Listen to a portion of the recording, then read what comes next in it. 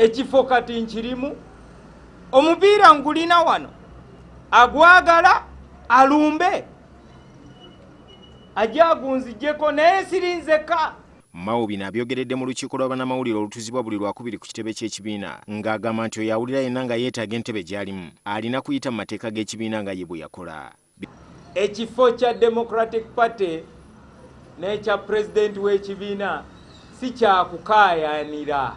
We naaba nsazeewo okweyongera okukulembera Democratic Party nja kutegeeza bammemba. Bino bijjidde nga waliwo ekibinja ky'abanna-DP naddala wano mu Buganda abataddewo ekisinde ekiyitibwa DP esimbudde ng'era kigambibwa nti abamu ku bakirimu bawakanya enfuga ya Mao.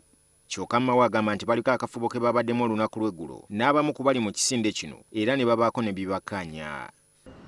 Kye tutayagala kwe kulaba nga Buganda esika DP egizza wali ate n'ebitundu ebirala bya Uganda bisika DP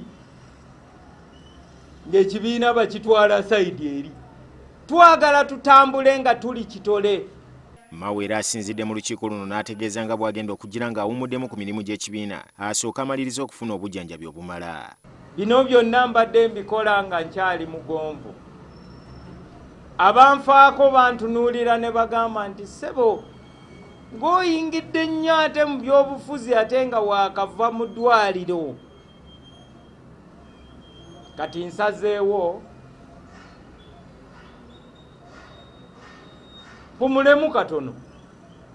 Ekibiina kya DP era kyagala Ekereziya Katolika eteeka erinnya lya Benedicto Kiwanuka mu lukalala lw'abazira b'Ekereziya nga bwe kinaatera okukolebwa ku Julius Nyerere yaliko omukulembeze wa Tanzania. DP era eriko ekitabo kyewandiise nga kiraga ebyafaayo bya Benedicto Kagimu Mugumba Kiwanuka ng'omukulembeze yasooka okulembera ekibiina kya Democratic Party. Ddiini Lubowa Sava, NTV, Akawungeezi.